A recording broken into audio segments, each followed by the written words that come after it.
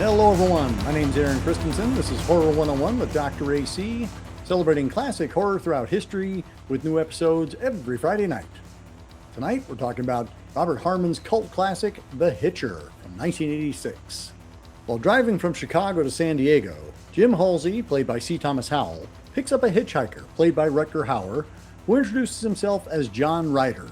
Little does Halsey realize that this simple act of kindness will change the course of his road trip and his life forever. The Hitcher failed spectacularly during its 1986 theatrical release, as a confused fan base and critics rallied against it. Throughout the early to mid-'80s, films like Halloween, Friday the 13th, and A Nightmare on Elm Street dominated the horror genre, spawning sequels and imitators by the score. The Hitcher, by contrast, was different, very different. Unlike the typical slasher, where killers always had reasons behind their murderous deeds, no matter how contrived, Ryder has no apparent motivation for his actions. He targets Halsey for no other cause than Halsey's attempt to do a good deed.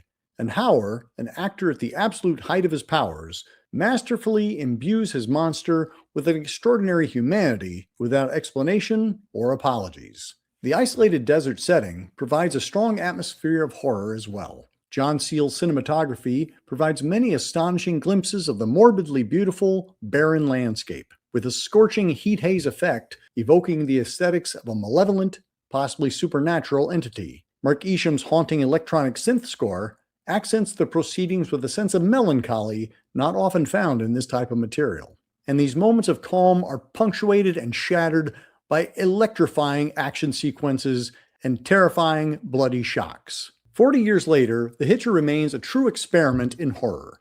With screenwriter Eric Red's spare, minimalist dialogue and characterization, it is a genre film that dares to constantly surprise and challenge its target audience. The blend of action, drama, horror, and the outright refusal to tidy things up make this a surprisingly intelligent and subversive piece of cinema.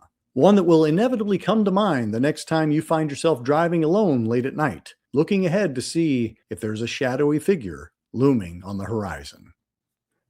My mother told me never to do this. We're going to be talking about The Hitcher from 1986, celebrating its 40th anniversary, and we have an incredible panel to chat about it with me. Let's bring everybody in, and let's say hello to Jess Ader. Thanks for picking me up. I'm going to smoke in your car. Grant Kuchan. Hi, everybody. Beaming in from the land of Rutger Hauer, Max Deering.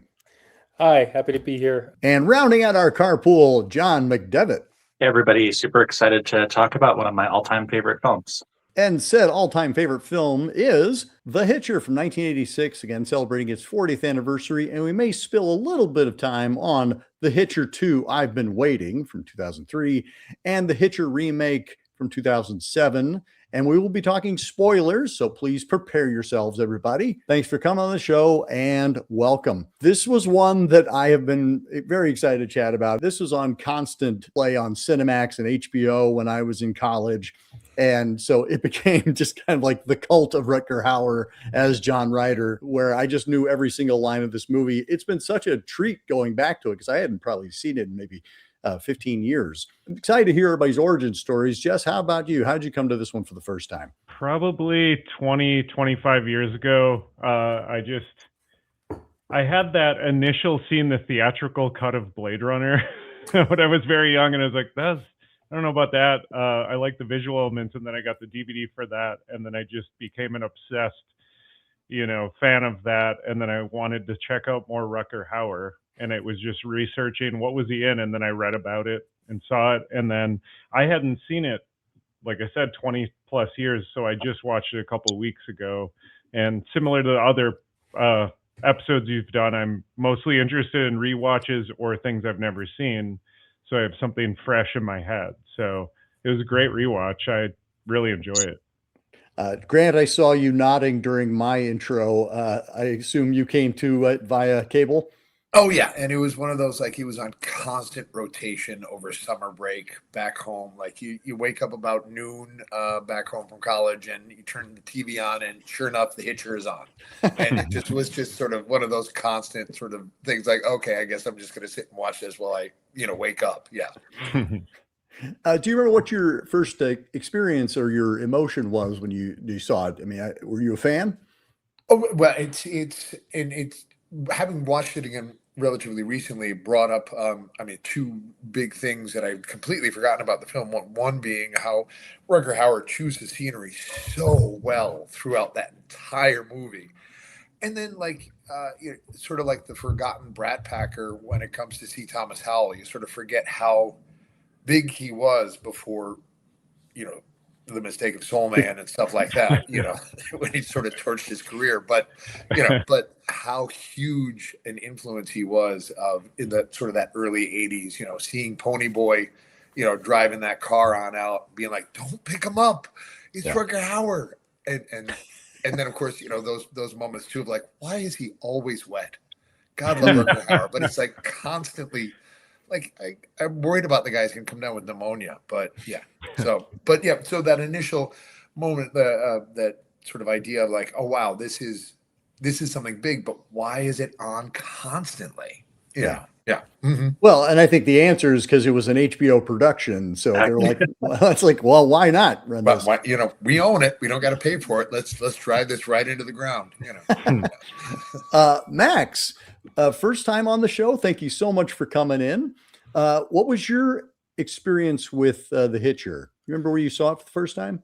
I do, and admittedly, on two factors, I know my story is going to be a touch more boring. One, I'm the youngest probably of everyone here on the show, and then two, I only came to it a few years ago, despite knowing about it. I watched it for Spooktober, which I had started. So I watched it in 2021, and the year prior in 2020. I think that was when I first started doing Spooktober. If it wasn't 2019, I'd have to go look at my letterbox, but I know I watched it in 2021. So it was just one of those entries that I just said, yep, here's the time for it. And I did.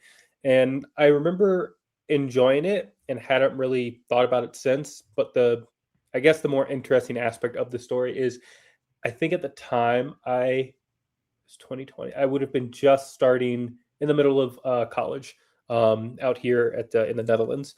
And so I look back at what I said now, and I kind of mostly agree with it. But when I rewatched it this week, you know, a few years after having gotten my bachelor's and then my master's in film studies, I had I could verbalize what I really thought about it better than what I did in 2021. Obviously, we'll get deeper into it, but it's Desert Terminator, which I kind of really like, and Rutger Hauer, Rutger, I think, as it's pronounced out here, he's such a magnificent specter of death-like presence that just comes and goes throughout the film. Given how he just appears and disappears at will, he seems like I said, just like a ghost or death itself, coming and appearing and causing chaos, and then, you know, receding back into the frame.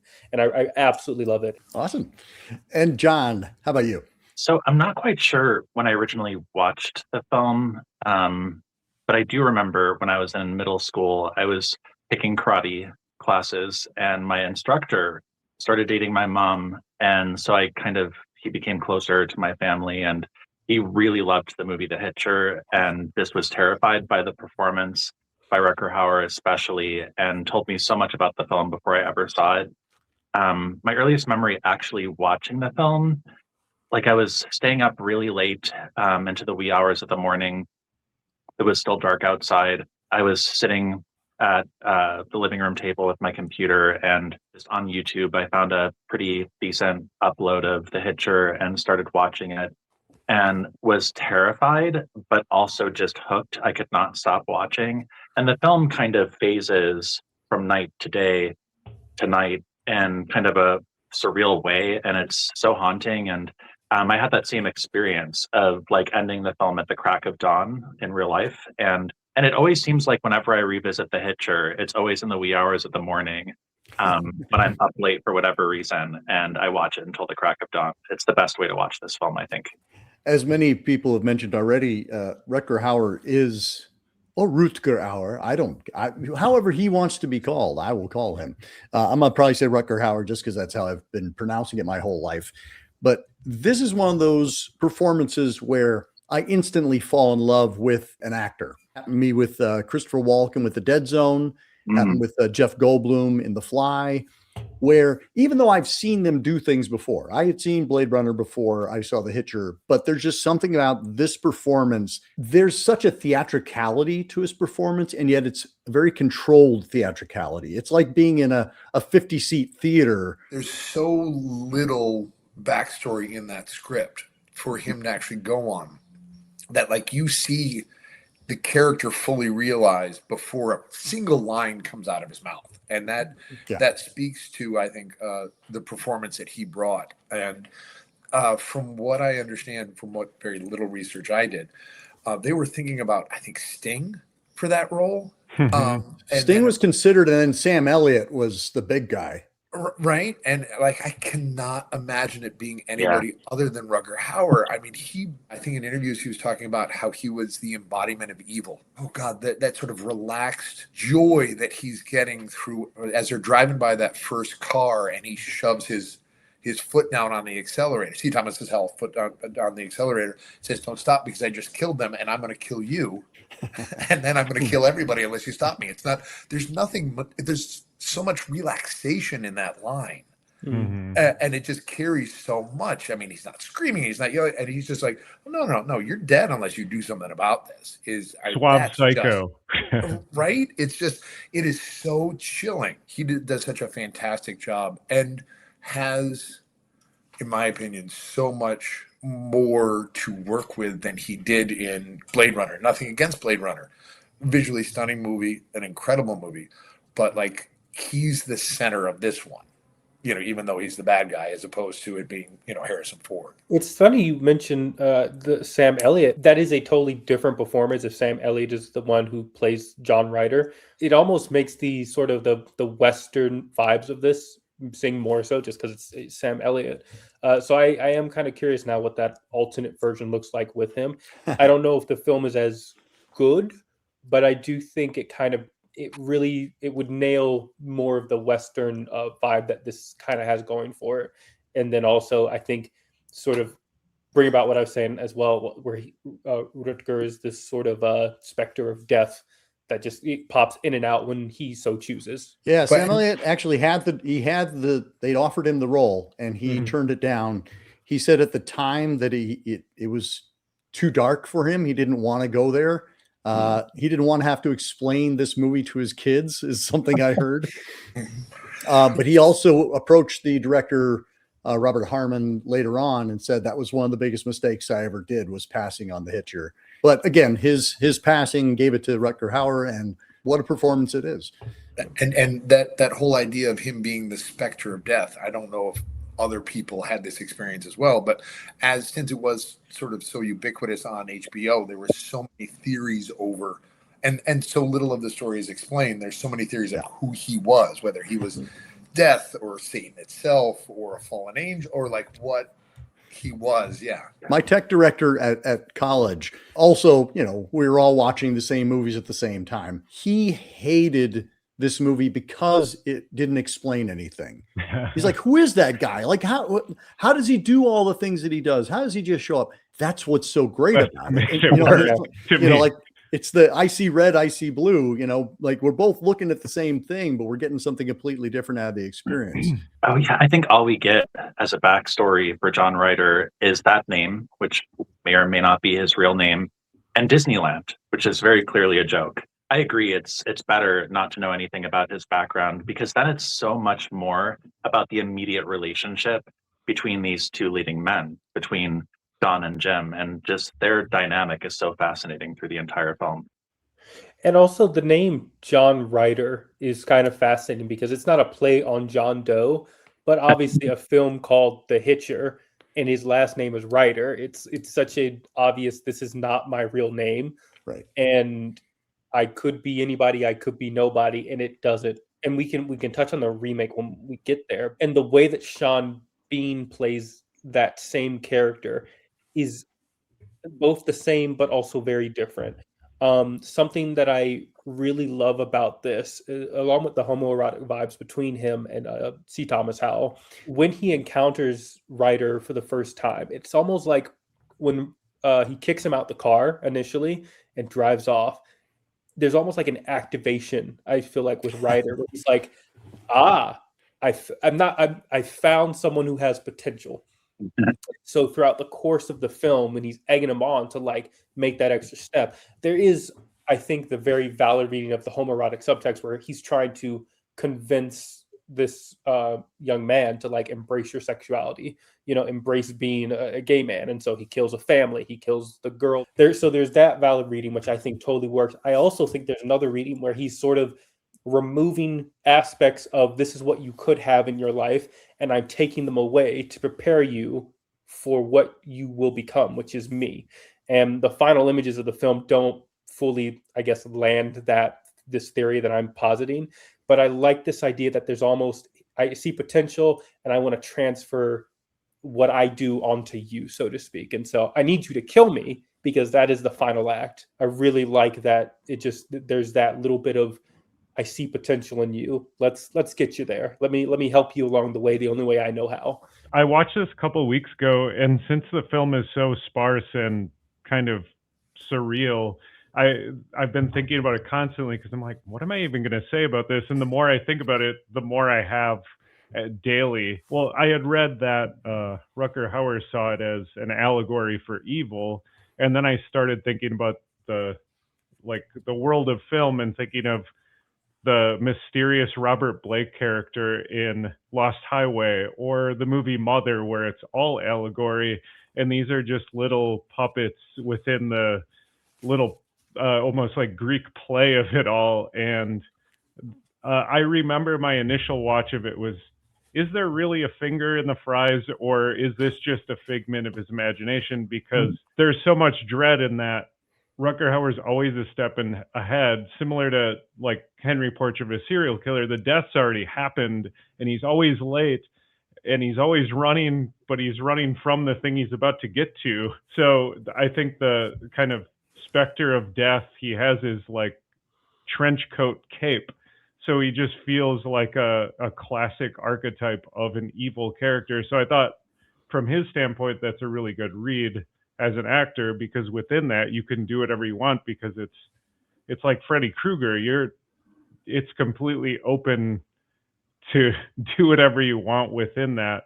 And so it's really cool that he condenses that down to something simple while embodying like a really broad concept. I think that there might be something even more specific going on with Rutger Hauer's character, with the character of John. I mean, it really seems to me, just studying all of his scenes and his interactions with Jim much more closely, John might be acting the way that he does because he's kind of hoping to attract somebody who will do that to him, which is more or less what Max said. But it does seem like John really experiences ecstasy in those moments of violent touch from Jim. Again, revisiting the film, when he stands up after getting kicked out of the car in that opening scene, he's standing there in this state of ecstasy, it seems to me. He also relishes when Jim spits on his face.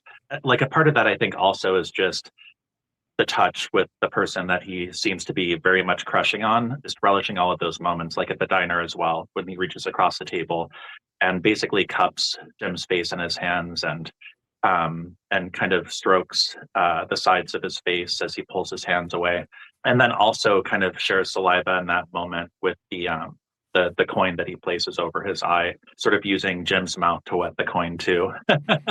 He really wants a violent dom in his life and is attempting to groom Jim to be that person in his life. Yeah, there's such intimacy throughout. It's incredible because there are only a couple of moments where they're together in the same space. Much of the movie, they are not together. There's the initial car ride where he gets kicked out at the end. There's the scene in the garage. There's a scene in the diner, and then there's the scene in the police station. And then, of course, the final confrontation. There is this, but as you said, John, like that scene in the diner is so intimate. And I would say that all of those scenes are intimate. They have moments of intimacy in them, to the point where John puts his hand on Jim's crotch, when they're at the checkpoint. There is that sense of, okay, sweethearts, move it along, have a good time. That whole element, I know Roger Ebert wrote just a scathing review of this, calling it an attack on homosexuality, that he was saying it was something that there was an aggressive approach to this gay character. I feel like so much goes unanswered. To say that this is what this movie is a mistake on anybody's part. And I think it does what all great horror does, is it allows you to bring yourself to it and offer a multitude of explanations and thoughts. There's something about it being a horror film, and there was a whole question about it whether it was a horror film or not, the thriller, action, whatever. The fact that it's a horror film and I'm a horror fan allows me to accept all of these things that seem impossible. How can he just show up there? How can he shoot down that helicopter with a pistol? But because it's such a captivating performance and the direction is so strong, we buy into it, or at least I do. It does that thing that the original Halloween did and the original Texas Chainsaw did, where the violence is almost non-existent, but it's still visceral despite not really seeing it. Yeah. The girl, she gets torn apart by the the trucks, and like you don't see her body being torn in half, but like you still feel it. The first police station slaughter, where he just walks out the jail cell and everybody's dead.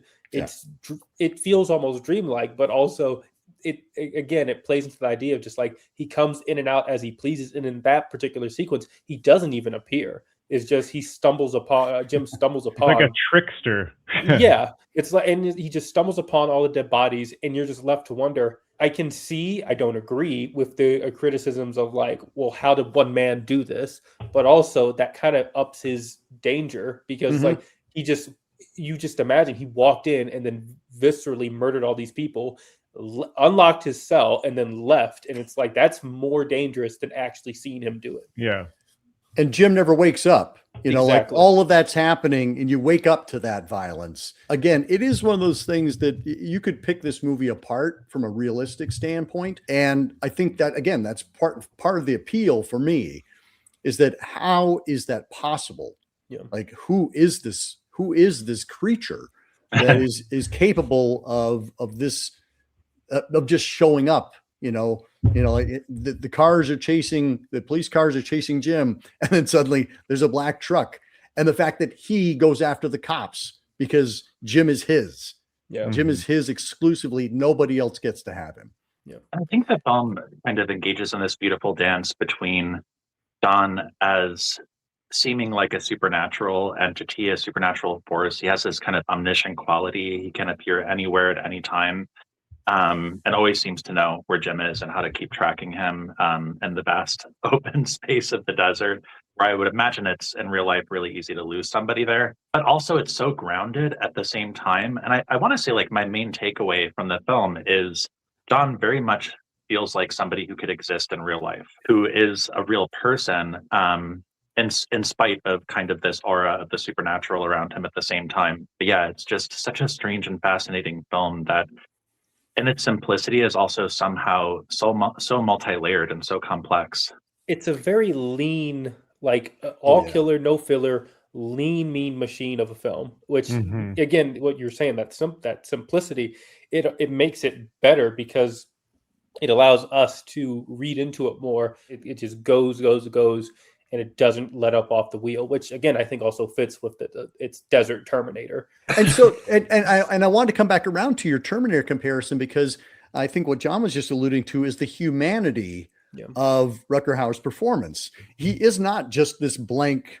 I think Sean Bean is a much more of kind of just a straight ahead killer kind of guy, as opposed to Rutger Hauer. There seems to be like great pain in him as well. Like there's pain, there's joy, there's mystery, there's disappointment, all of those things come through in his performance. So I don't think he's just a killer. He's not a Michael Myers. He's not the T-1000. He is John Ryder, and nobody else is like John Ryder. And I think that's another thing that makes this movie special, is that I've never seen any other psycho played like this. There's also, and I'm just kind of coming to it now, just thinking about it. When I was talking about that sort of transference of evil, there's also the entire possibility that when he's first driving through the rain, that might be his first quote unquote moment of existence, as it makes any sense, where it's like when he sees him out there, he's like, I just had this put onto me, and so now I got to pass it on to you immediately because I don't have time. There is an evolution of Jim Halsey throughout this. He becomes more confident, more dark. His clothing changes. By the end, he's like in a dark leather jacket. He's smoking during the sunset. So like I think there are aspects of that there, even though if it doesn't completely come to a full circle, he very much has an arc. And like at the very least, we can say that the character of Jim holds an ambiguity, both with his sexuality and with the sense of good versus evil, very similar to what we see with the character of John Ryder. What I find so interesting about the film, and I think one of the reasons why we're still talking about it 40 years later, is that ambiguity lends itself to a yes and interpretation. Like you can look at the homoerotic aspect of it and say yes, and he could also be the angel of death, or yes, and it could all be in his mind, and that there is no John Ryder, and that it is just all the C. Thomas Howell.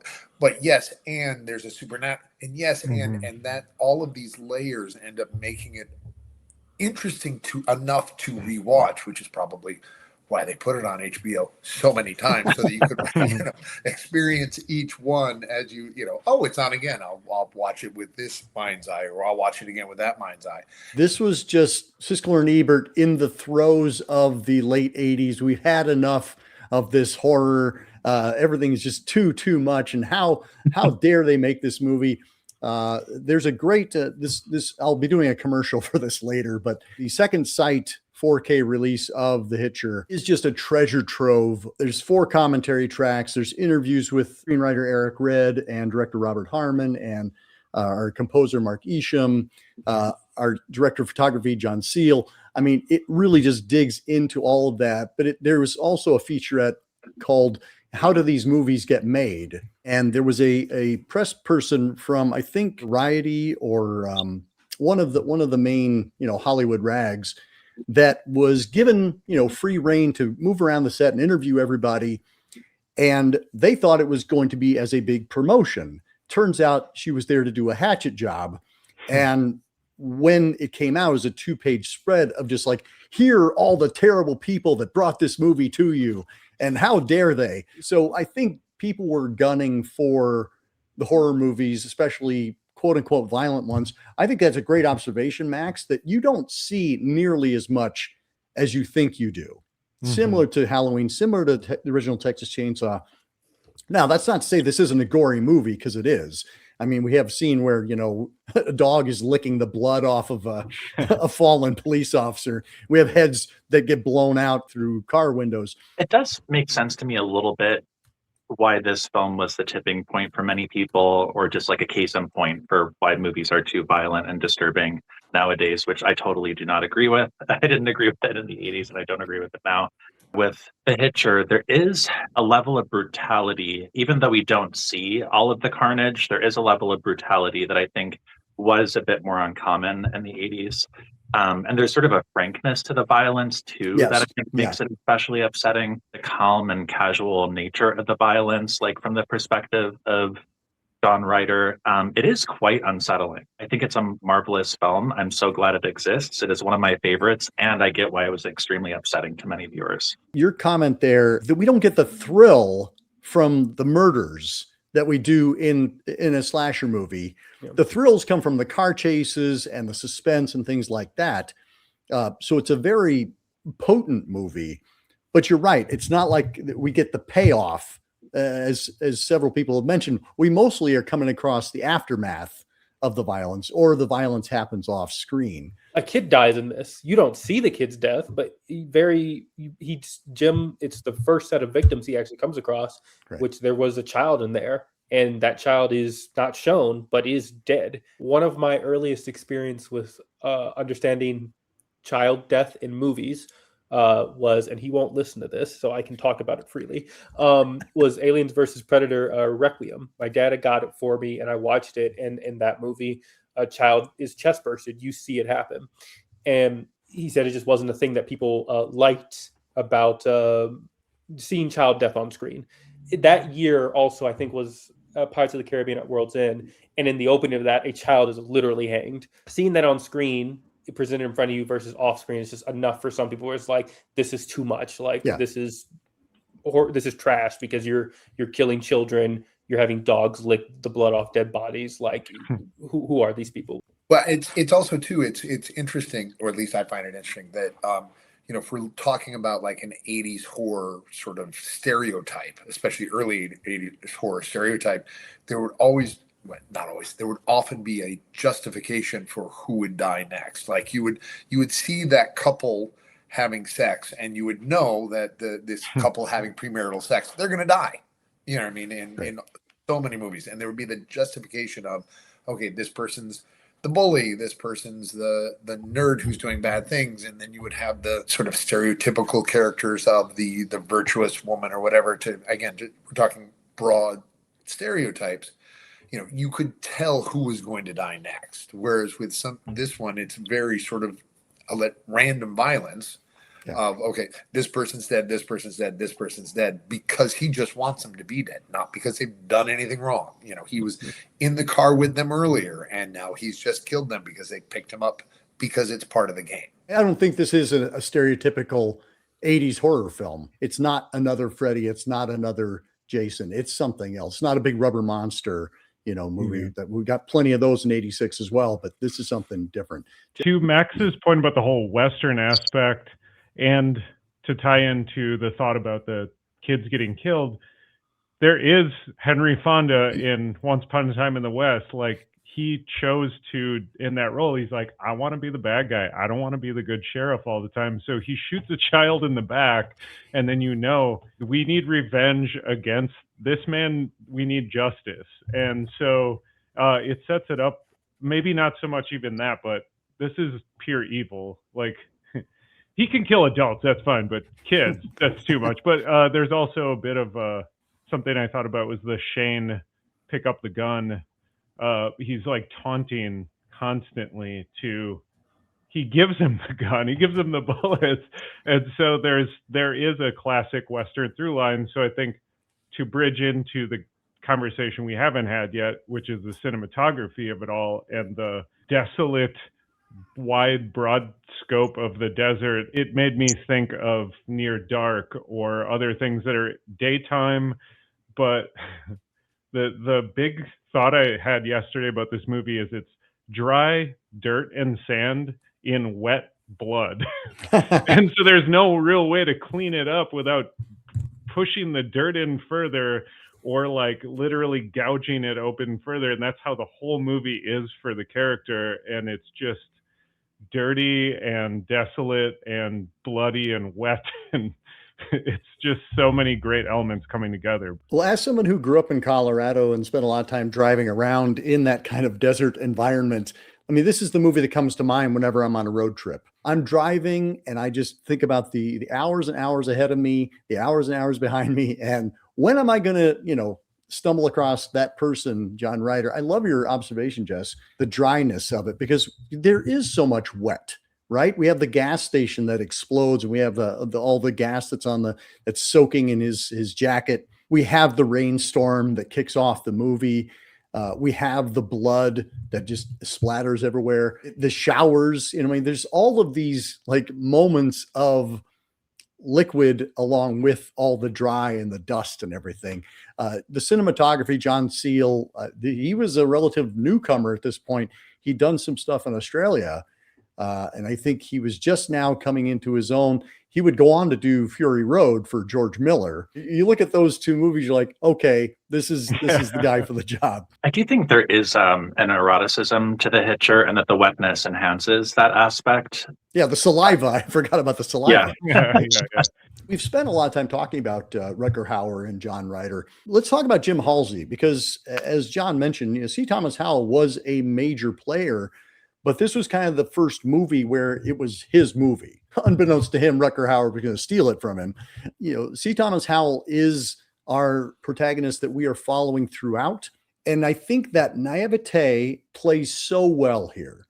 This is somebody who really doesn't know what it's like to be an adult. And if you think about what John Ryder's offering, which is a transition, Max used the word evolution, he's inviting him to take the next step from going from a young man to a man, whatever that means. What kind of man will you become? John Ryder's obviously inviting him to become the kind of man that he is. I think when I understand, he holds his own against Rutger, especially as this sort of yin and yang, this dom, this sub. I think of those last few minutes when he at that point he knows he's Ryder is going to get loose again, and he doesn't have a choice. And it's him accepting that realization and knowing he's the only one who can do something because no one else believes in the capabilities of Ryder. And again, Ryder gets free. We don't really see how. And it, again, just adds to that mythical quality, which, again, we'll get to the remake, which is something that they do in the remake that I bump up against. Is just like, there's so much power in not seeing how he does it. Yep. Although I think that also feeds to the film. But again, we'll get there. So in those final moments of him realizing what he has to do, and he pulls the gun on the sheriff, he takes the car, and then he gets into one final chase with Ryder, and then he ultimately kills him. And then he's just, like I said, the final image of him just leaning back against the sheriff's car and smoking as the credits roll. It's not a dark ending, but there is something bittersweet about that image of he has evolved, but look what it cost him. It cost the lives of people he didn't know and then people he did know. There's a certain unknowability, unknownness, I guess, to the rest of his life going forward. Like, now you're an adult and look what's ahead of you is uncharted territory. It's almost noir-esque in a sense. There's not really a satisfaction in killing him. It's more so doing the job that needs to be done. It's just him sort of sitting there and almost ruminating on the events that put him up to this point. You think of the contrast between the joy and the triumph of him kicking him out of the car to this, like you said, that kind of somber acceptance. It feels like maybe something in him has died. There is, like, a part of Jim's evolution is kind of moving beyond what I think we all experience when we're young, which is a sense of being totally self-assured, like a very black and white kind of view of the world, that people are wholly good or wholly evil. There isn't a lot of space for ambiguity or uncertainty. Jim's whole experience through the film is this extremely uncomfortable exercise in ambiguity and uncertainty. I mean, The Hitcher is a film, and this sounds unrelated, but kind of feeds into just kind of the larger point that I'm making.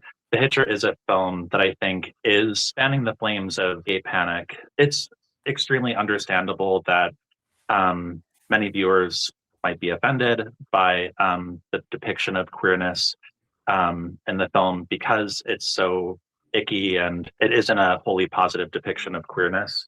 And at the same time, something that complicates it and just makes it more interesting to me and makes me really fascinated in this particular story that, can be received in a way that's very gay panic.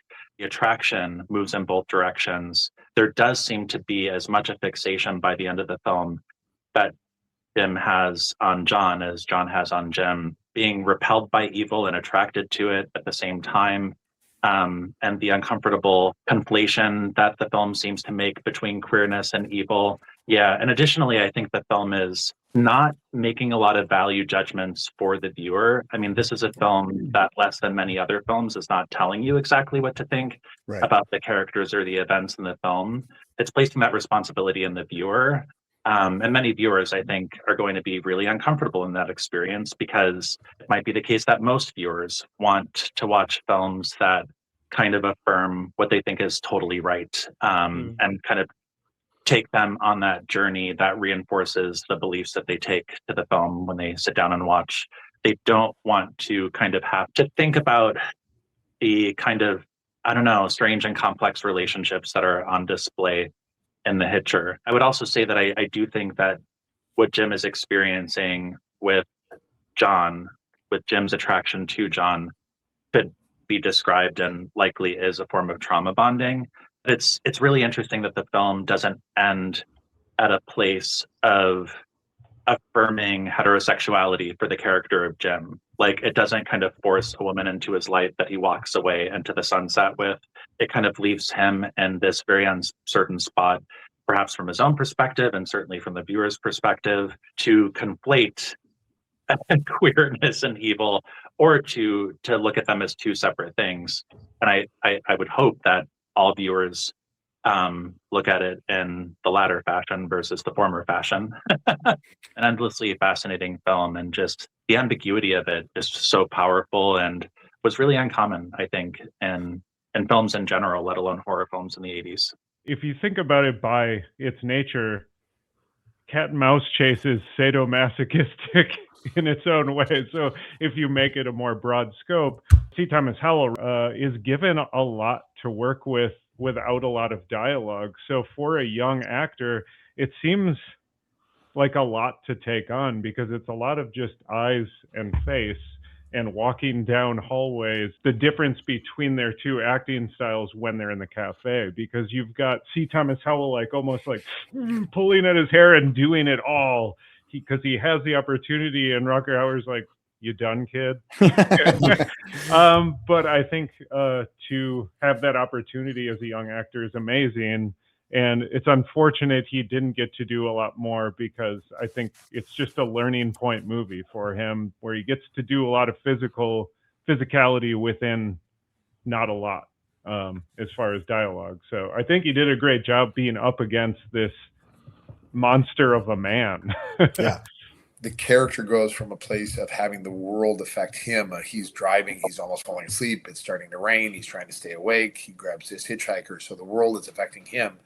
And then at the end of the movie, he finally kills the bad guy. So now he's finally affecting the world. And that journey arc for him and that character, regardless of whether you see or see the homoerotic part of it or just the horror part of it, it is that sort of yes and thing. Like, we can bring this in there as well.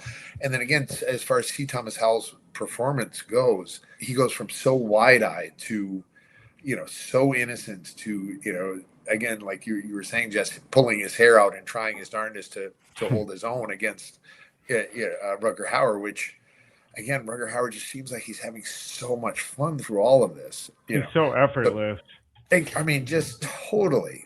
And C. Thomas Howell, it is one of those things where I feel like he is the lost member of the Brat Pack. It would have been interesting to see where he could have continued on, if his career had continued on the path it looked like it was. Yeah. Instead of Hitcher II. The melancholy feel that surrounds that last shot, that's also unique for an 80s horror film. There isn't this moment of, we won, the final girl walks off triumphant. I think a lot of that goes to Mark Isham's score. Mm-hmm. It does not feel like a typical horror score.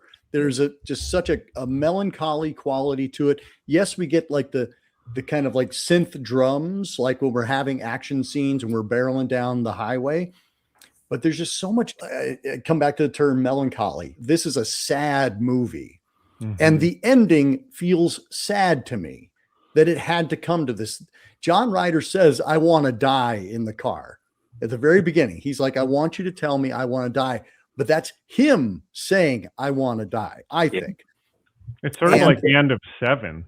Exactly. It's like, this is inevitable. The bad guy is going to die. The bad guy is going to die, but it's not a happy ending when that happens. It comes at great cost. The perfect combination of the right script, the right actors, the right cinematographer. It just feels like everybody came together and created this very atypical horror film that resonates, even though it doesn't hit the beats that we think we're looking for. And from a very warped perspective, it might be a happy ending. I mean, I think from John's perspective, it is a happy ending for him because I think he got what he wanted all along, which was to be killed by the object of his affection, who is absolutely Jim. With Jim, I don't know, there is this growth. There is this coming of age that his character experiences, and that could be perceived as something positive for his character. I mean, it definitely came, as I think many of us, mainly Max alluded to, at an enormous cost, which is going to likely haunt him for the rest of his life.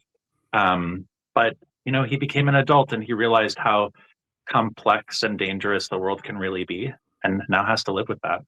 I think in both of the interviews with Eric Red, our screenwriter, and Robert Harmon, they both talk about that very thing, that Jim has gone through this trial and has evolved, has become a man. And if he were given the choice, to never pick up John Ryder or not, they were like, I don't know. It has forced him to grow. It has made him somebody else. He's been forged in true fire and come out the other side. That final image as well, it's symbolic because the sun is setting. The film starts off in the rain. Yeah. And then the next day the sun is up. But the end is the sun is setting. And I think that says a lot about his state of mind and where he is at that moment, and sort of that somber unknowability of what lies ahead. He's done what he's had to do. He has evolved, again, at great cost. And now whatever lies ahead of this coming of age, it's almost more dangerous, I suppose, because the ordeal is over. But is it? Well, what you're talking about there also, I'm reminded of the movie starts with a match striking. Yep. The movie ends with a match striking. There's a visual poetry to this movie. And I mean, we've talked a lot about the look of it, but this was Robert Harmon's first movie.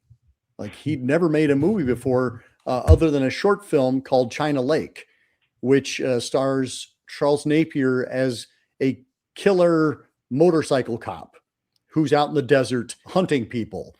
And Robert Harmon has said, he's like, I could not have made a better calling card to get me the job for the Hitcher. To have this psycho who can't be stopped. The idea that, this is Eric Red's first script. This is one of Mark Isham's first movies as a composer. John Seal, it's kind of his introduction to Hollywood filmmaking. So we have a lot of people who have a lot to gain and have a lot to lose. And you just get the sense that everybody is giving their all. We haven't even talked about the action sequences. This movie's crazy car stunts. It's like Tony Scott almost. And what's beautiful about it too is it's so impressive, and I'm sure had so much effort that went behind it, but feels so effortless. I mean, This is just a film that I think feels as close to a perfect film, at least for me, as it gets. I mean, it's just so stunning what they pulled off. And I think it's interesting too, just the subject of that short film that he made before The Hitcher, with a psychopathic cop in the desert. He sort of splits that character in two in The Hitcher, because the law enforcement in The Hitcher are portrayed as inept or corrupt. And that I think also ties into just the complexity that the character of Jim is discovering through this whole experience, that things are not as simple or easy or good versus evil as he thought they were. Well, that's the thing, is that John Ryder sets him up completely. There's no story he can tell that would seem convincing. When he is apprehended, he tells him the story, but, he has no one to back him up. His brother's not home. The drive-away company can't be reached. He, has no identification. It's like, yeah, sure, kid. You can totally see the cop side of things, and you can see that he cannot get justice. The notion that Jim actually could have driven away and just not gone after John Ryder in the prison bus. Yeah. That's never occurred to me until just now. like he does feel like I have to finish this. Mm-hmm. Also, though, I think there's ambiguity there, because I mean, the viewer is left to wonder at the same time, in what way does Jim want to be with John? Because there definitely is an attraction that they both experience for one another. Yeah, we're playing this game. Well, and also you beat me. And the other part of that is when Jim goes after Ryder at the end, they're going in opposite directions. Like they were doing this. They're going this way. So to some extent, Ryder probably was already like, well, this is the end, not for him, but like, I'm probably never going to see him again, And so it's almost like a duty for Jim to do it, because if he doesn't, he's going to find someone else. Right. And so he has to, there's And then I don't going believe for a second that John Ryder would not come back after him. He's going to get out of that prison bus and be like, okay, so I got to get another car and I got to find Jim Halsey because we have stuff to do. John and Grant, you kind of allude this. The homoeroticism, I don't think it's text. And I think it's something that is subtext if we want it to be there. Because growing up as a young straight man, I watched this movie and it never occurred to me. And people, when I heard about the gay subtext, I was like, really? I just see it as a young man facing off against somebody who is a greater force than, and somebody who is challenging him. And I love that about this movie is that it is, we talked we've talked about it on numerous episodes, how the movie changes as we get older. You can't watch this movie the same way twice.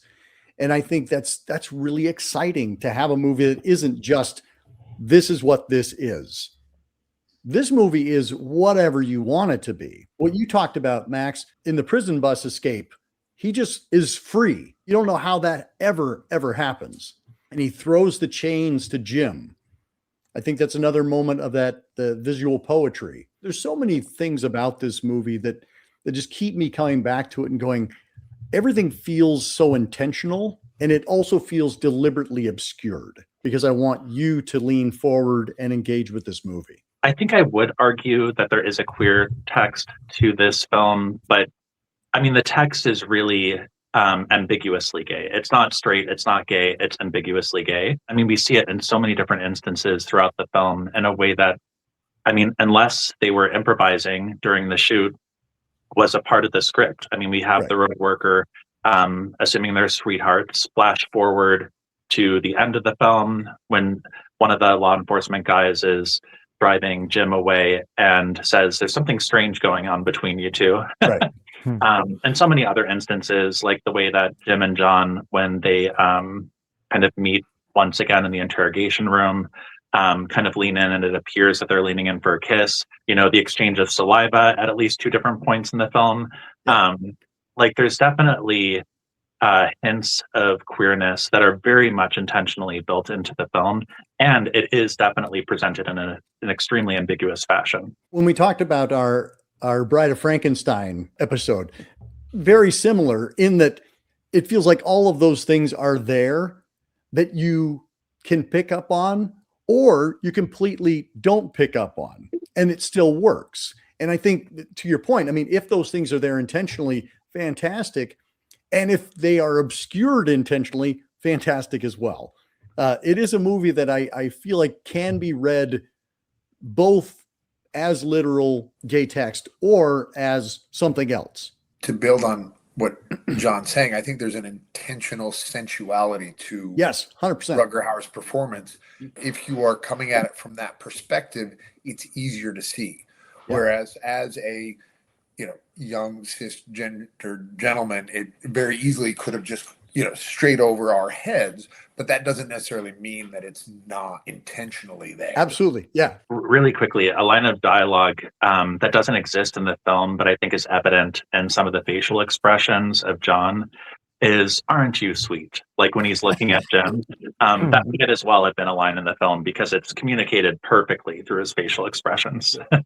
And I think the other thing this might be the most obvious kind of point of this, is that this is the rare male final girl, the final male, so to speak. And that is such a rarity, I think, in horror of itself. And so having a male villain, slasher, what have you, and also having your central hero be male, I think that's almost built in implicitly, especially because this is such a two-man on the road show. It is these two in a chase one direction, and then it swapped at the end when Jim goes after Ryder. But because of that intimacy just being a male final final male, I suppose, and then it being just these two, this struggle between two men, it's almost built in inherently, even before you get to the spinning or the crotch grabbing. It's there, and it's a rarity. It's also just nice to have a final male hero in a horror movie, especially during that time period, because it's not a whole lot, and actually I still don't think it's a whole lot. Well, what's interesting is we have tons and tons of action movies that it is male on male, right? Yeah. And we don't read in that as gay text. We see that as, mano a mano, hombre a hombre. But somehow within the horror lens, it gets framed that way. I'm not, to be clear, I'm not saying there isn't that gay subtext there. I'm just saying it's interesting. Like you, Grant, it never occurred to me until somebody pointed out. And then I watched it and went, oh, wow, it's there, and I can never unsee it.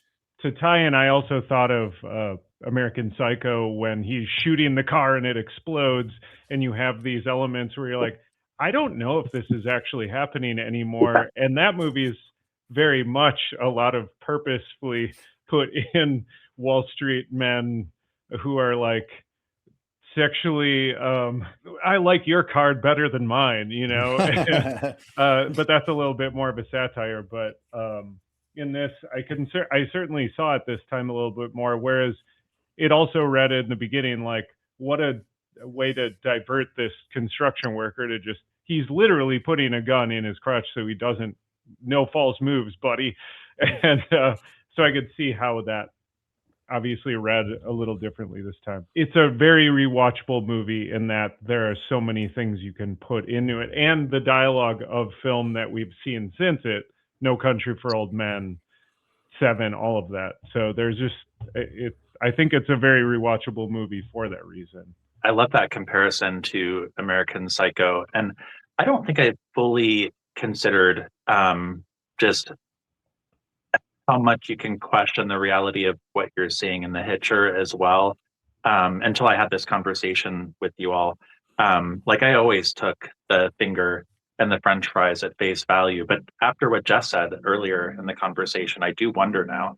It could be something that he's merely thinking about because of just his present circumstance and how much crazier he now knows that the world can be. One of the commentary tracks, Alexandra Heller Nicholas, talks about how many times Jim falls asleep, and when he wakes up next, things have escalated. When he falls asleep in the car, and nearly gets at the very beginning of the movie, and nearly gets into the accident. When he falls asleep in the jail cell, wakes up and everybody's been massacred, goes to sleep in the hotel room, gets up, takes a shower. That's when Nash gets taken out of the hotel room. So there are many instances where he falls asleep and wakes up. So yes, there's certainly a reading in which this movie is all a dream. I don't think that's accurate. Yeah. I think that this movie is, but it also does lend some support to why these illogical things happen, how these mysteries just keep occurring. It's because it's a dream, because there's something, or he's entered into a dream world where these things just happen. Yeah, I guess to Grant's point, it's all yes and it's just I think the first time I watched it again, I didn't necessarily think it's a dream, but I love that it's so ambiguous, to John's point too, just in all ways. Yeah. And that's why it's so fun. It doesn't really matter. You're just along for the ride, and you can fill in whatever gaps you want. But I could also see why that would be frustrating for certain critics, because they're Yes. like, what is it trying to say? And it's like, I don't know that it necessarily is, other than like, evil's pretty fucking evil. Another film that it reminds me of, and forgive me if this is too much of a tangent, you can reel me in if needed. You could draw a lot of points of comparison to the film Cruising, both in terms of the themes and content of the film, and also the public reception of it at the time. I mean, Cruising also is all about that ambiguity. I mean, it's kind of presenting this story where for the viewer, it's really easy to kind of conflate all of the things that you're seeing. You're seeing queerness and kink and a serial killer, and like the film isn't telling you what to think. It isn't revealing the answer even as to who the killer is, but it's kind of leaving it to you to conflate these things or not in a way that's, both The Hitcher and Cruising, were they the best stories to tell at those moments in time in the 80s? Like, unfortunately, I do think both films probably did reinforce homophobia in many viewers. And I think the films also provide space to the viewer to kind of make value judgments, to conflate things or not, and what you're watching on the screen. And I do think that's really interesting and worthwhile. I'm seeing so many connections now between The Hitcher and Cruising. Going back to the idea of the visual poetry, I think it was you, John, that just kind of like said, you know, like sometimes things just seem like they went right, you know, and there's such an assuredness coming from this group. Well, you have the two cars that do that incredible rolling along the highway. Yeah. Like when they do that, you know, and they just flip over, there's such extremely well choreographed action sequences, you know, from the helicopter falling and the car crashing through it, from them being in Jim being in the back when the two cops get shot, you know, Jim's car door getting shot off, you know, the gas station explosion. Again, these are all just things that you would not expect from a first-time filmmaker to have that kind of assuredness. Robert Harmon came from a still photographer background. He was actually on a lot of horror movies, Hell Night among them. So there was something about just recognizing that, hey, I could do this too, but already kind of like having an idea of like what I want these images to look like. It feels storyboarded for sure. Yeah. Well, he had a lot of time as well because, you know, again, when you're a young filmmaker, it's going to take a while for you to get your movie made. Funding and yeah. So we had a lot of time to sit and along with that, I just want to come back around to Rutger Hauer. We've called him the bad guy. We've called him the villain. The scene where Nash is between the two trucks. This is a story that was told several times on the Blu-ray, is that Rutger Hauer did not want to come out of his trailer to do that scene. And, you know, like the producers are in there. Finally, the director comes in. It's like, well, Rutger, what are we going to do here? He's like, if I do this scene as it's written, they're going to think I'm the bad guy. It just kind of speaks to that was how he was approaching this role, is that he wasn't the villain. You know, he was doing whatever it was he was doing, but he wasn't doing it out of malice. He wasn't doing it from a place of darkness. They actually let him write in lines of dialogue in the script so that he could justify himself a little bit more, but he also did it in a way that you could easily edit those lines out. And it's almost like he knew that that's what they were going to end up doing, but that was going to allow him to actually play the scene and be consistent with the character that he'd been playing all along. But again, that idea of him not playing it as a bad guy. I think Sean Bean in the remake plays him like a bad guy. Rutger Hauer never feels like he's doing awful things. The most interesting bad guys think that they're not the bad guys, and that's where it becomes interesting. They think that whatever they're doing is not only justified, but they're doing it in a way that's going to help everybody. Yeah, they're the hero. Watching it with the subtitles on this new 4K release, I found out that I've been misquoting one of my favorite lines this entire time. But I actually like my interpretation better, much like when you mishear a song and you find out what the actual lyric is, and you're like, no, my lyric's better. When they're in the truck, Nash is between the cab of the truck and the trailer. When John Ryder tells him to put the gun in my face, you know what to do? And then he says, she'll die. He takes the gun away from him and he says, you useless waste. That's the actual line. For 40 years, I've been hearing youth, useless waste. And to me, that makes so much sense that he's looking at this youth and going, you can't do what needs to be done. You are young, you're virile, whatever it is that's led John Ryder to have this death wish. Something happened in his past, and youth being wasted on the young, I think is a really great kind of theme that follows through this movie. And so again, for those of you who aren't watching this movie with subtitles, it's youth, useless waste. Just to be clear. That's hilarious because the first time I saw Blade Runner, I thought he said, I want more life, fucker. And he says, I want more life, father. Which youth father. So it's just Rutger Hauer, basically. Yeah. He messed it up when he redid those lines for that scene. I want more life, fucker. Max, you've referred several times to the end of this movie, Hitcher 86. I don't think any of us thought that's where Jim Halsey was going to end up, was in Hitcher II. The truth is, I think I made it about halfway through before I was like, I can't. And it's rare that I don't turn off a movie, but I also turn off because I had other stuff going on. But Sure. also it was, for me, its greatest mistake is actually its opening few moments. And the problem with that is, for the people who haven't seen it, Jim Halsey years later is now a cop. Yep. On its face, like, okay, I can see that. But the opening of the film is it's structured like he is the new Hitcher, which is not a bad idea. However, it's this old man and a kid driving down a road, and it's during a storm, just like the first film. And there's a plane in the middle of the road, and there's a guy in a rain slicker. He's out there. It's Jim Howell or Jim Halsey. We don't know that at the time because his face is almost completely covered. He gets out and he's asking the old guy for help. Can you help me? My engine's flooded. Gets out, he hands him tools, and then he pulls a gun and shoots him several times. And you're like, okay, this is our new Hitcher. This is like our opening kill. And he gets a knife and he's approaching to the kid in the car. He's like, okay, he's gonna kill this kid. Cops are coming. And then he says, I got the kid, don't worry. And the kid is not actually the son or grandson of this old dude. He's a hostage of some kind. Right. And he cuts him loose, and Bob's your uncle. And then the scene later, he's like, he tells his new girlfriend, he's like, yeah, I got fired because of excessive force. And I'm like, so the opening of this is you shoot a guy in cold blood.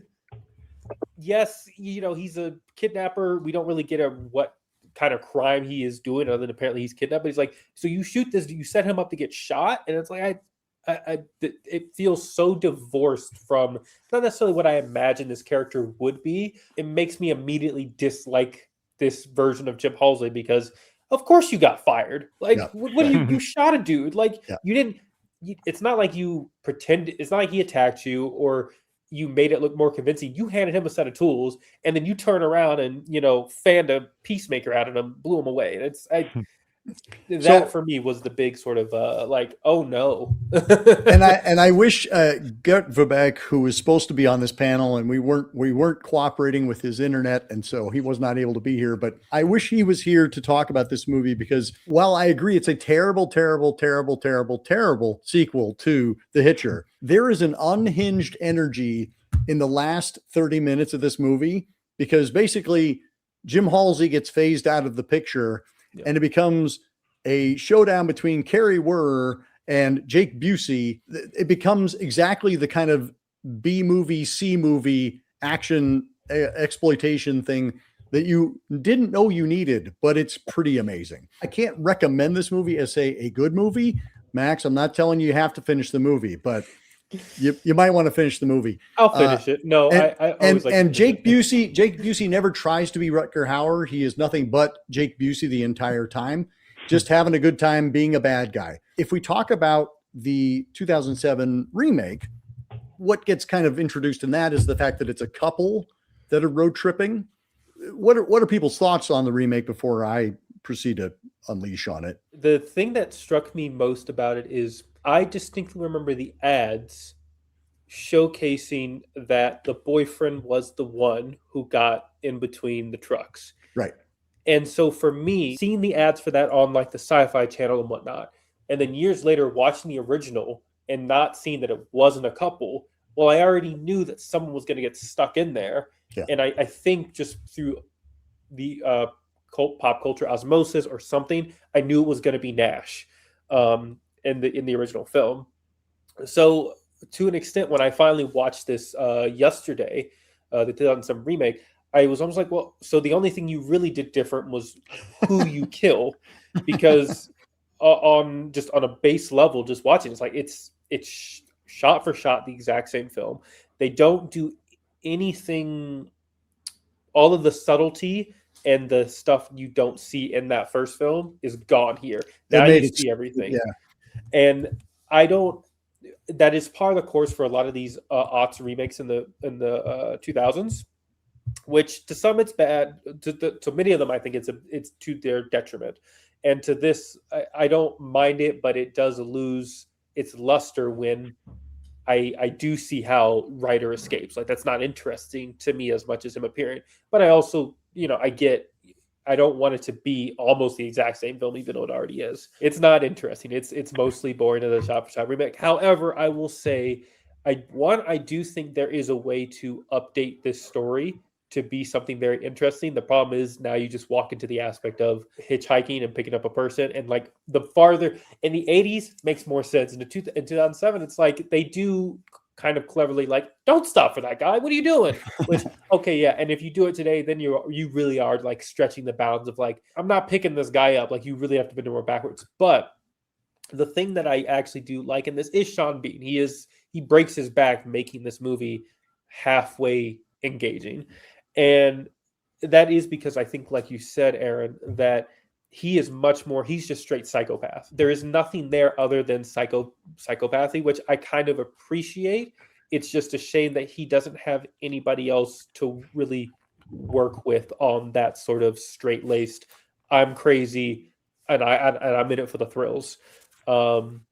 His best scene, I think, is when he has when she's got the gun pointed at him and he's about to tear apart Jim with the truck, and that's where I was like, okay, I really see the sort of salacious, like I'm this is my thrill. I get off to this, but like I'm evil. I need you to kill me because like this is the thrill I'm seeking, and that's there. It's just I wish he was given more to bounce off with his co-stars, which is just I just not there.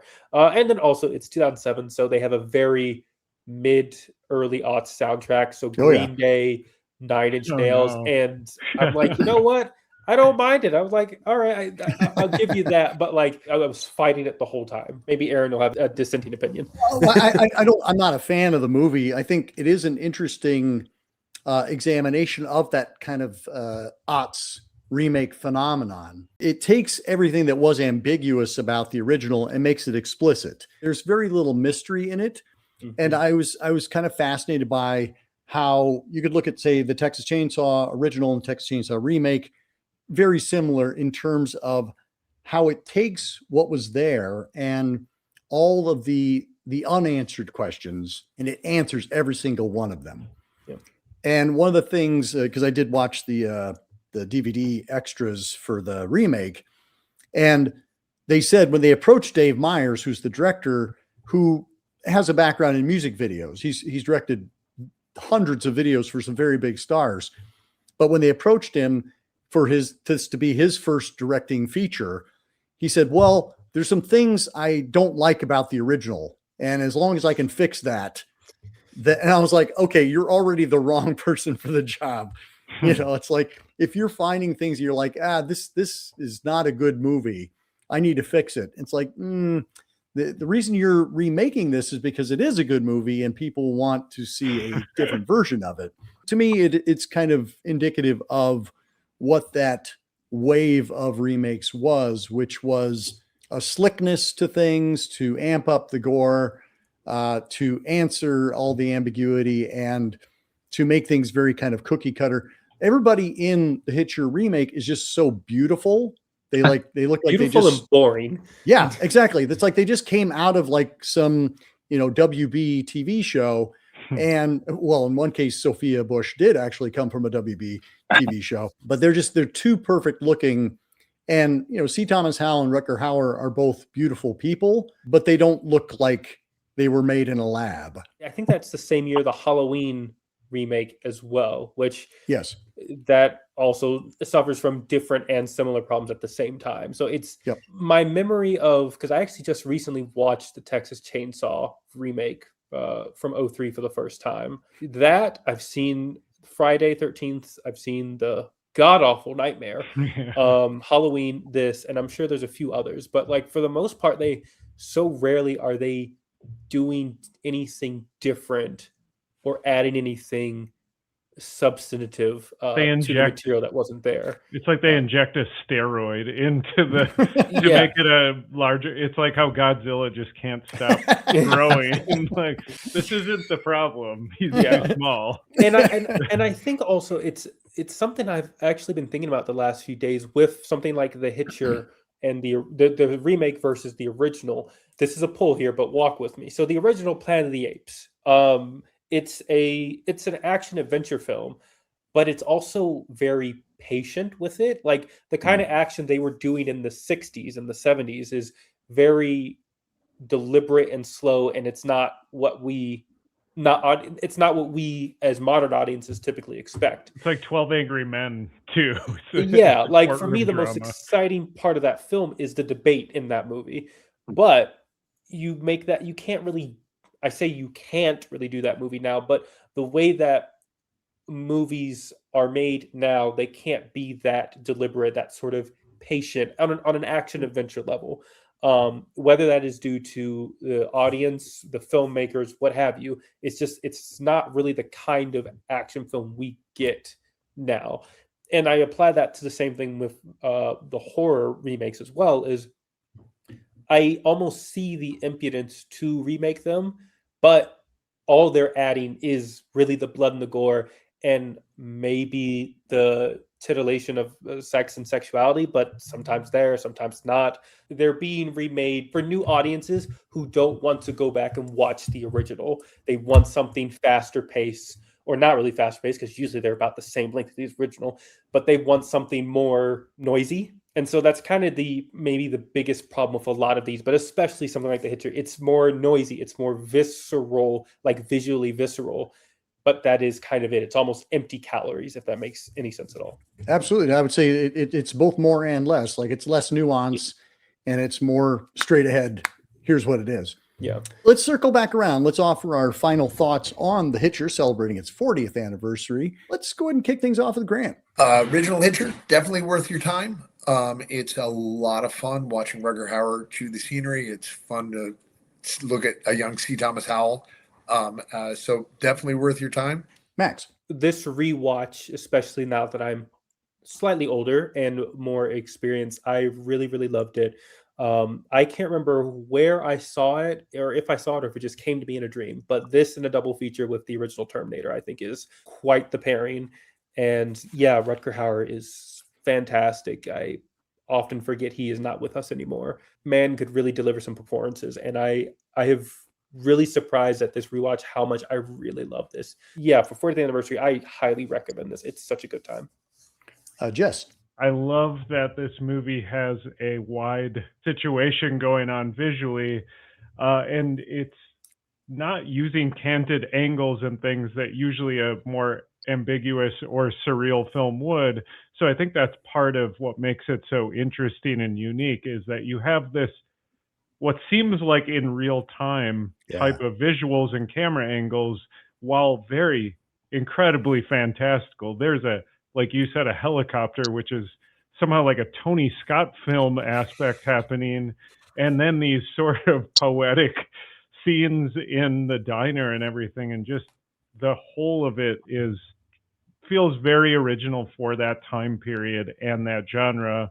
It's a total standalone. And if you haven't seen it, watch it. If you have seen it, I highly recommend watching it again, because it's standalone project that's beautiful. And if you are a fan, I'm going to once again push this new Second Sight 4K release, because it is the Hitcher release you've been waiting for. For years, we had to endure that really awful, muddy Hitcher DVD release. But it is cleaned up and looking just fantastic. And again, all of those great interviews and things like that. John, final thoughts. Well, first, it was lovely to chat with you all about this film. Very much enjoyed hearing everyone's thoughts and interpretations. And then also, as it is my tradition, I was waiting with Dr. AC, a couple of film recommendations.